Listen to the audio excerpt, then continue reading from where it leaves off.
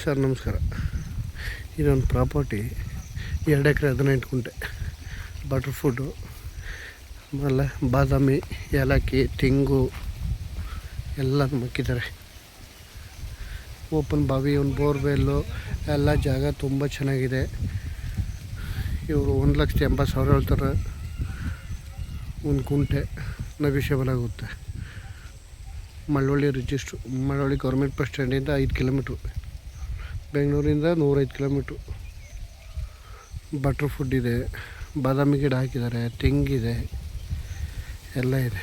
ಡಾಂಬರ್ ರೋಡಿಂದ ಒಂದು ಕಿಲೋಮೀಟ್ರು ಮುಂಡ್ರಸ್ತೆ, ಅದರ ಕಾರ್ಗಿರೆಲ್ಲ ಹೋಗುತ್ತೆ. ದೊಡ್ಡ ರೋಡೆ.